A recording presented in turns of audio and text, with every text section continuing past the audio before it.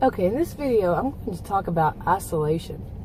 And this is not just self-isolation. Like if you have been through a really rough time with, one of these cluster B type personality, people, maybe not diagnosed, but they have the traits, and you've been through a really rough time, and then you go through a period of reflection, introspection, and you isolate yourself from other people. You don't get involved in other relationships, which a lot of people say is a good thing, and some people will say it's not a good thing. It just depends on how you do it and all that. There's that kind of isolation, but there's also, as we know, isolation of, say, a narcissistic type person. You're their, some don't like the word victim, but you're their target. See, to me, target means they're like you're doing darts. That's the target. That's where they're going to try for. Victim is somebody they've hit. But to me, I know a lot of people find offense in word victim, but they will try to isolate you from like your family. They will ruin your relationships with your family, with your friends. They may tell you that your family or friends said this about you behind your back. They're no good, they're whatever. Or they just make your family and friends angry with you, and you don't know it's behind your back, and they don't want to have anything to do with you. And the family usually will try, unless of course it's one of these dysfunctional families, they might not try to get back to where they're listening to you. Always check the source. Always ask get it straight from the horse's mouth, that kind of thing. But they won't do that if this person has actually worked their magic and made them so angry with you that they've isolated you, and that's their goal often. Okay, and there is another way that I've never known anybody to say anything about this one. Give an example of this one is like when you're with, say, a family.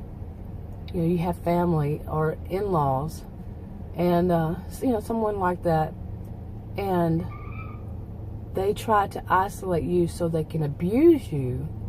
And it's not your, like your significant other, it's one of their family members. And they will isolate, they will say, we all know how this goes. They say things behind that your significant other's back. Okay? Does that make sense? In other words, they're going to insult you or do whatever kind of abuse it is when your significant other is not there. Okay, so they've isolated you, and they will purposefully try to isolate you. Say let's, whatever they do, so they can do this, so they can abuse you. And then if you tell, your significant other there was no witness and the other person is family, and they'll say, no, that didn't happen. She's making it up. She's paranoid. She's whatever. It's always, or he is. It's always going to be, there's some doubt. Okay, now here is something that I've been thinking about more, and that is when you, and I've said this in a video, when you give your significant other, and when you tell them what's going on, you need to be careful, because you could be giving your significant other, your husband, wife, girlfriend, boyfriend, whatever it is, like they are the judge. They're going to be the judge on if you've been abused or not. Nobody should judge whether you've been abused or not, unless, of course, it is an actual judge or some kind of law enforcement or a doctor or a counselor or whatever. But you know what I'm talking about, just somebody who's not any of these. You shouldn't give them that like that place, that that permission in a way to be the judge and to do something about it. Okay, now this is not a one-size-fit-all kind of thing, and none of it is in this kind of thing.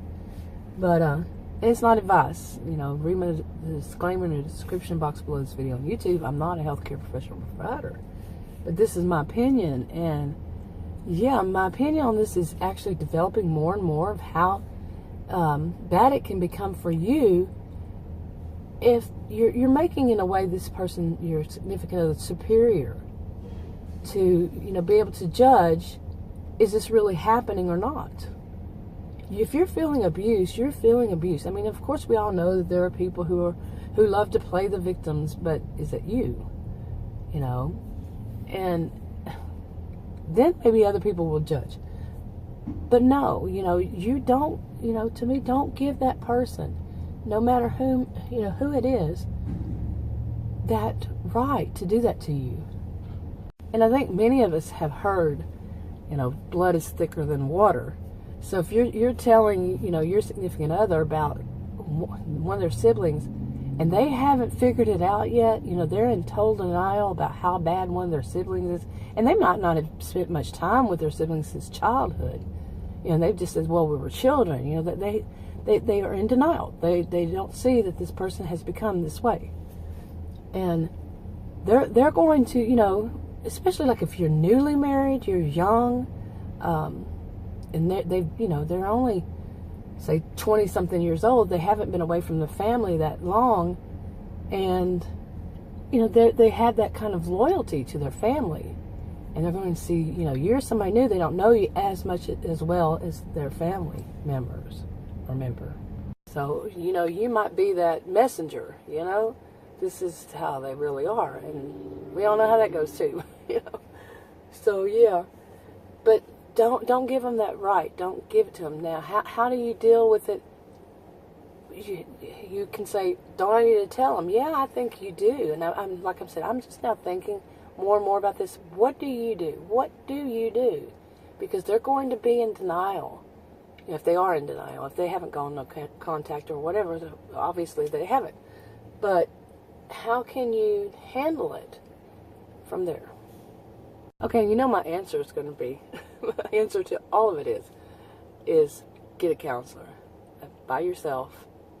You know, someone who's a qualified mental health care professional, whatever it is in your state or country, and they need to know, you know, you need that, because not just anybody can tell you how to handle it, because your situation is different, the people are different in the situation, then one to the next, one size does not fit all in these things.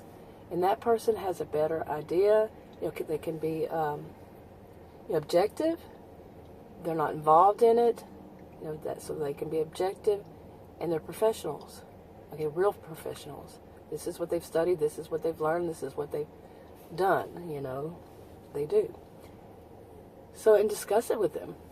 You know, what could you do? How could you handle it? You know, there's so many different ways, and remember, some of these people can be dangerous. It depends on how dangerous this person is also. Okay, and you know, danger is not just physical. So, it can even be, you know, of course, socioeconomically. You know, they're working their way to get you out of a relationship. Okay, so they're doing that, and you can't afford to live by your own, on your own. You're married, you know, married couple. Maybe you have kids and involved, and you can't afford it. Yes, but they want to ruin it. So, yeah, get a good counselor. You know, maybe family, like family science, marriage and family. Any kind of counselor that is certified. Like here is by the state. You have to be certified here to say you're counseling by the state. You know, otherwise, it's illegal. So, I don't know what it is like where you are. But anyway, that's enough for this video for now. I was hoping rush hour traffic would slow down, but no, it's not going to happen before I go. But anyway, you know, leave to go home.